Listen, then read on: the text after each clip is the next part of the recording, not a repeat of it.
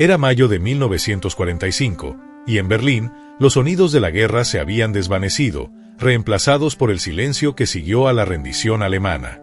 Las ruinas de la ciudad, devastada por bombardeos, contaban la historia de un conflicto que dejó al mundo en escombros.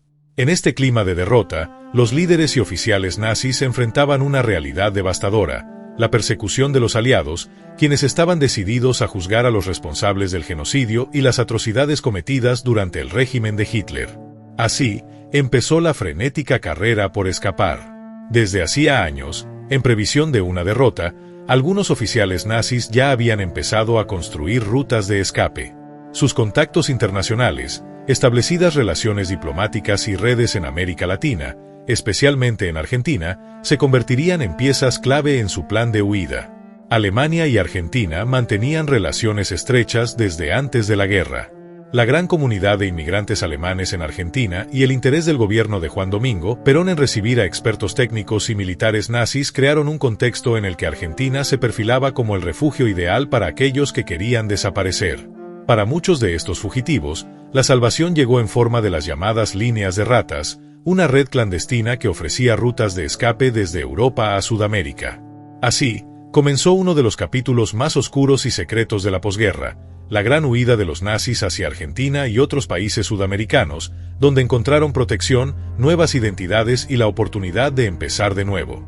En 1945, los aliados establecieron el Tribunal Militar Internacional en Nuremberg, donde se juzgaría a los líderes del Tercer Reich por crímenes de guerra, crímenes contra la humanidad y genocidio.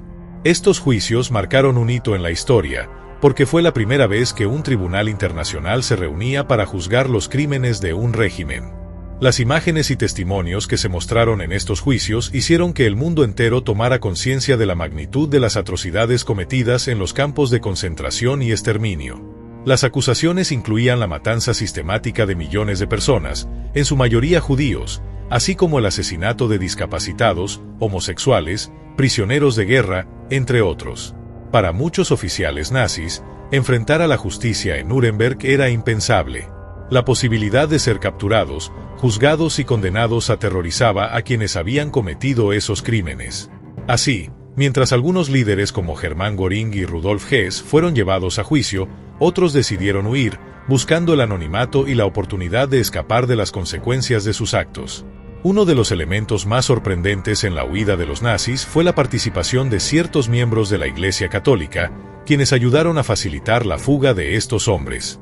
Aunque esta colaboración sigue siendo un tema controvertido, algunos sacerdotes católicos en Europa, convencidos de que estaban ofreciendo una especie de redención espiritual, ayudaron a estos fugitivos a escapar a través de rutas clandestinas que llegaron a conocerse como las líneas de ratas.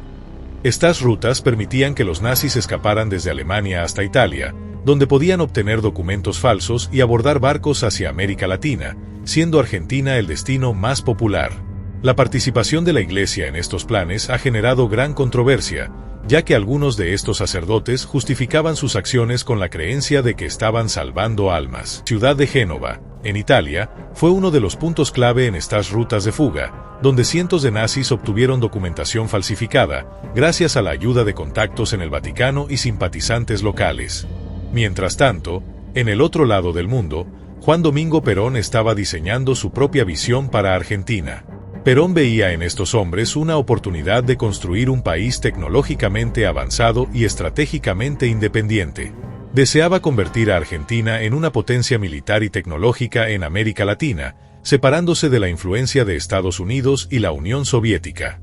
Perón había servido como agregado militar en Italia y había sido testigo de la influencia del fascismo y el nazismo. Este modelo político, centrado en el nacionalismo y la fuerza militar, había dejado una huella en su pensamiento. Al asumir el poder en Argentina, Perón buscó emular ciertos aspectos de esos regímenes, implementando una estructura de gobierno centralizada y fomentando el desarrollo industrial y militar.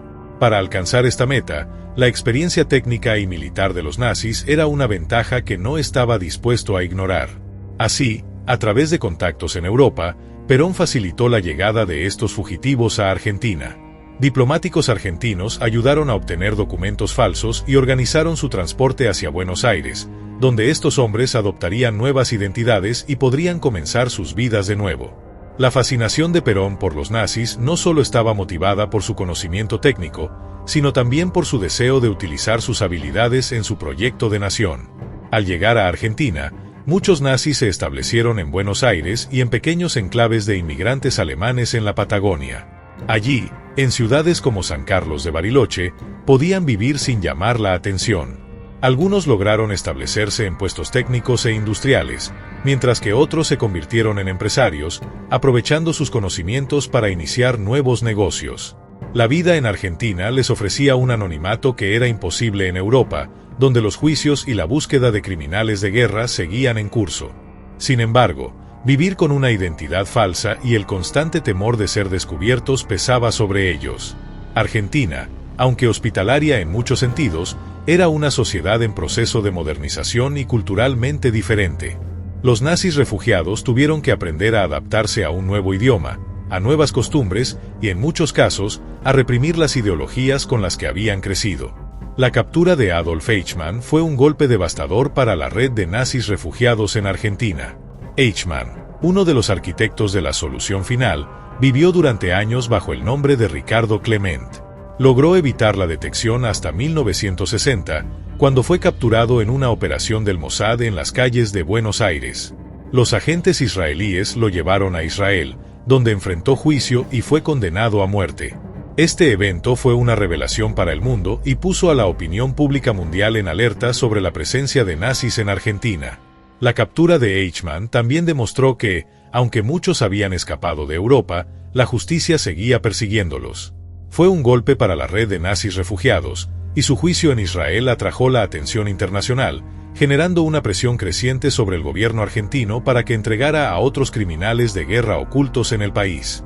Después de la captura de Eichmann, la situación para los nazis en Argentina se volvió más precaria.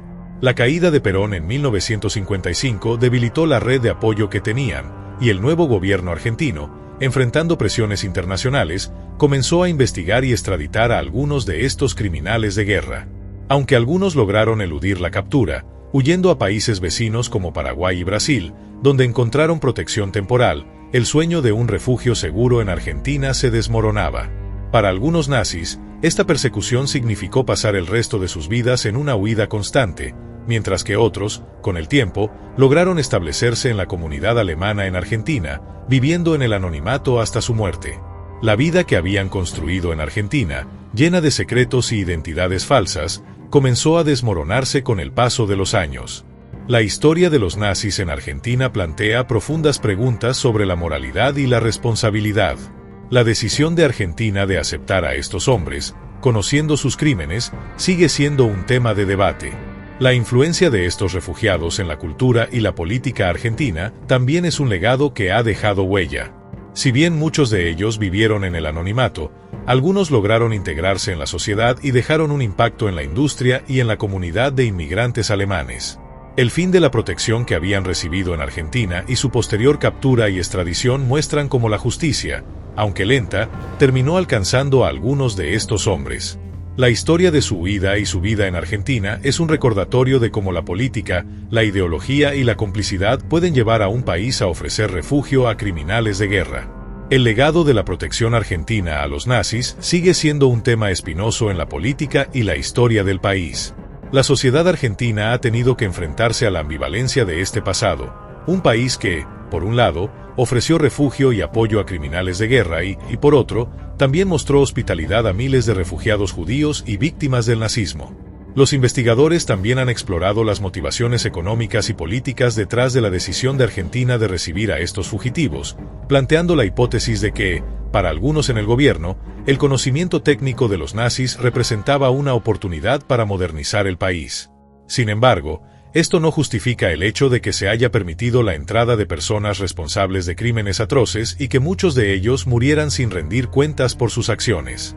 Con los años, historiadores, periodistas y organizaciones de derechos humanos comenzaron a investigar el tema más a fondo. Documentos desclasificados y entrevistas a testigos, sobrevivientes y familiares de nazis refugiados en Argentina revelaron más detalles sobre cómo se desarrollaron estas redes de escape y el grado de complicidad que hubo en ciertos niveles del gobierno argentino. Estas investigaciones han permitido arrojar luz sobre la magnitud de la inmigración nazi en Sudamérica y el papel que tuvieron algunos sectores de la sociedad argentina en proteger a estos criminales. Hoy en día, los esfuerzos para preservar la memoria de los horrores del Holocausto y de quienes perpetraron esos crímenes son cada vez más importantes. Argentina cuenta con una de las mayores comunidades judías en América Latina, y las cicatrices del pasado aún están presentes en la conciencia colectiva de la sociedad. Para algunos descendientes de las víctimas, el hecho de que Argentina haya recibido a nazis ha sido motivo de dolor y desilusión. Sin embargo, a través de museos, monumentos y programas educativos, el país ha tratado de abordar su historia de manera más crítica y de asumir una posición firme en contra de la negación del Holocausto y el antisemitismo. En la actualidad, la historia de los nazis en Argentina sirve como una advertencia sobre las consecuencias de la complicidad y la indiferencia. Es un recordatorio de que la justicia puede tardar, pero siempre hay quienes luchan para que prevalezca. Esta historia no solo habla de la oscura fuga de los nazis a Sudamérica, sino también de la determinación de aquellos que, décadas después, continuaron buscando justicia para las víctimas y exigiendo que se hiciera pública la verdad.